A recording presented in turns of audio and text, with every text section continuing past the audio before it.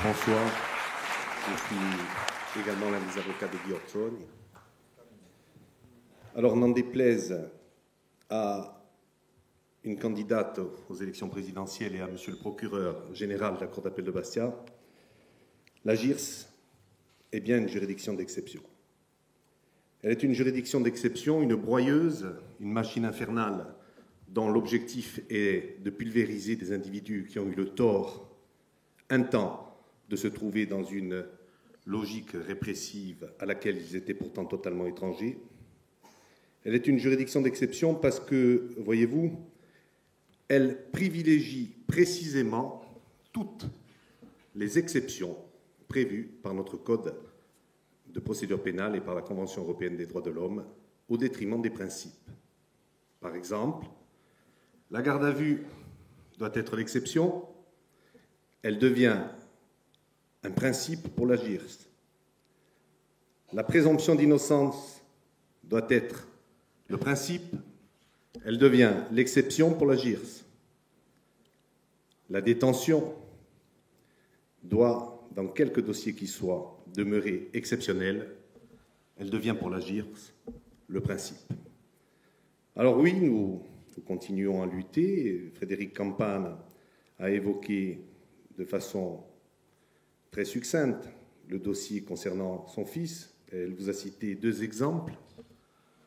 Je vous citerai un troisième exemple, une trouvaille géniale de monsieur le juge d'instruction Choquet, qui consiste à joindre, au bout de 3 ans quasiment de procédure, à joindre les 3 dossiers dans lesquels apparaît le nom de Guy Ortoni et le nom d'autres personnes mises en examen. Au motif, nous dit ce magistrat d'exception, au motif que les faits de ces 3 affaires se sont déroulés dans un même secteur géographique et qu'elles impliquent sensiblement les mêmes personnes.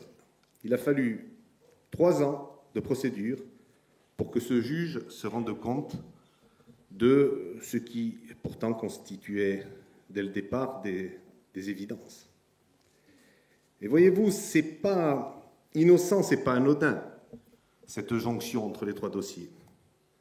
Parce qu'il est évident, et nous ne cessons de le dire depuis le début, qu'il n'existe, on parlait tout à l'heure de preuve, mais on n'en est pas au stade de la preuve, il n'existe dans aucune de ces procédures le moindre commencement d'indice de culpabilité. Je n'ose pas parler de preuve, j'évoque simplement la notion d'indice. Aucun indice de culpabilité. On vous l'a dit, le seul véritable dénominateur commun de ces 3 dossiers, c'est le témoignage sous X ou le renseignement anonyme. Et aujourd'hui, nous avons acquis la conviction que le fameux témoin sous X qui apparaît sous différentes formes dans ces 3 dossiers est le même, la même personne animée d'une intention de nuire à l'encontre de la famille Ortoni. Pourquoi avons-nous acquis cette conviction? Tout simplement parce que la phraséologie, la dialectique, les arguments utilisés par cette personne soucieuse de conserver l'anonymat sont strictement identiques dans les 3 procédures.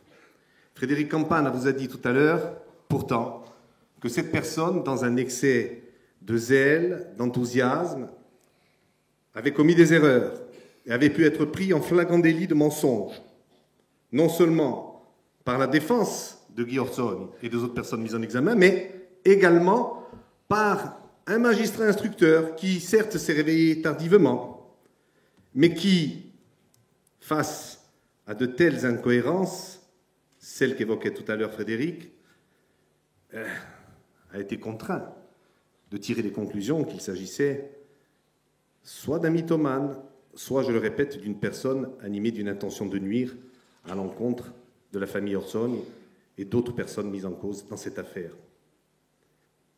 La décision a été prise de remettre en liberté Guy Ortoni dans ce dossier, mais malheureusement, vous l'avez compris, il ne s'agissait que d'une mise en liberté virtuelle, puisque Guy continue à être détenu dans 2 autres procédures, vides de toute charge. Et la dernière trouvaille, je le disais tout à l'heure, consiste à joindre désormais les trois procédures en spéculant sur le fait que cet Himalaya de papier, parce que je parle ici de tonnes, de plusieurs tomes de procédures, de procès-verbaux, cet Himalaya de papier va peut-être réussir à influencer défavorablement les jurés d'une cour d'assises, pour peu que Guy et les autres personnes mises en examen fassent l'objet d'un renvoi devant cette cour d'assises. On spécule sur l'importance, sur le volume de ce papier pour impressionner et surprendre la vigilance de ces jurés. Vous connaissez le principe. Oh, après tout, il ne peut pas être innocent pour la totalité des faits dont on l'accuse. Certes, il a fourni des alibis qui ont été vérifiés. Certes, un témoin sous X a été pris en flagrant délit de mensonge. Mais, après tout, il n'y a pas de fumée sans feu. Voilà pourquoi les magistrats de la JIRS, et notamment M. le juge Choquet, a créé de toutes pièces cette usine à gaz, cette façade en trompe-l'œil. Voilà pourquoi Guy Orzogne a essentiellement pris cette terrible décision d'entamer cette grève de la faim, par ailleurs entreprise par d'autres personnes, dont son père, dont le maire de Véro, pour le soutenir.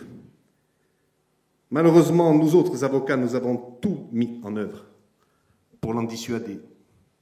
Mais nous n'avons pas été suffisamment convaincants. Lorsque nous disons à Guy Orzogne, fais preuve de patience, tu es innocent, les dossiers dans lesquels ton nom apparaît sont vides de tout indice de culpabilité, de toute charge. Aie confiance en la justice. Certes, pour l'instant, cette justice ne t'inspire pas la confiance. Mais tu verras, on ne peut pas aller autre part que vers une décision de non-lieu. Et à cela, Guy nous répond très simplement, avec beaucoup de bon sens. Mais j'ai répondu à toutes les questions qui m'ont été posées. J'ai fourni des réponses, j'ai voulu collaborer, je n'ai pas cherché à esquiver la moindre des questions, et non seulement je n'ai pas été entendu, mais je n'ai même pas été écouté. On dirait que c'est un véritable dialogue de sourds. On me pose des questions, je fournis des réponses, on n'en tient pas compte. On n'en tient pas compte. Dans toutes les décisions défavorables rendues en matière de détention, c'est-à-dire à chaque fois que nous déposons des demandes de mise en liberté, non seulement ces demandes sont rejetées, mais elles reviennent inlassablement sur les prétendus éléments à charge qui existaient il y a 3 ans et qui ont été anéantis, battus en brèche, complètement anéantis, pulvérisés par les réponses de Guy Orzogne et les arguments développés par ses avocats. Et oui, Guy est face à un mur. On ne l'écoute pas. Il n'a plus d'espoir. Il a perdu toute confiance en cette institution judiciaire exceptionnelle. Et le seul moyen, voyez-vous, dont nous disposons pour tenter, il n'est même plus question maintenant d'espérer une remise en liberté, mais au moins que ces magistrats cessent de se comporter en autistes. La seule manière qui nous paraît appropriée est de mobiliser l'opinion publique insulaire, afin que ces juges qui se disent exceptionnels et qui sont tout simplement malhonnêtes intellectuellement, afin que ces juges cessent de juger dans l'ombre, afin qu'ils cessent leur conciliabule indécent, incestueux avec les membres du parquet, afin qu'enfin ils respectent les règles édictées par nos codes et par la Convention européenne des droits de l'homme, c'est-à-dire notamment le principe d'impartialité. Un juge d'instruction doit se situer à équidistance entre la défense et l'accusation. Et récemment, nous avons pris le juge Choquet en flagrant délit de violation de ce principe d'impartialité. Puisqu'ainsi que nous l'avons déjà dit, y compris par voie de presse, ce juge dans une décision, cette fameuse décision de jonction des trois procédures, s'est déjà prononcé en faveur d'un renvoi de toutes les personnes mises en examen dans ce dossier, et notamment de Guy Orzogne, un renvoi devant une cour d'assises. C'est lamentable, c'est contraire à tous nos principes, puisque la procédure prévoit qu'une telle décision ne peut être prise qu'au terme de l'information judiciaire, et non pas à ce stade des débats. Au terme de l'information judiciaire, le parquet soumet ses réquisitions, ses arguments à l'appréciation du juge d'instruction. La défense y répond par écrit et le juge est censé seulement, à ce moment-là, devoir se prononcer en faveur soit d'un non-lieu, soit d'un renvoi. Eh bien, le juge Choquet a déjà pris sa décision, alors même que, je le répète, les dossiers sont vides de tout indice de culpabilité. C'est la raison pour laquelle nous avons fait déposer par un avocat près de la Cour de cassation une requête aux fins de suspicion légitime à l'encontre de ce magistrat.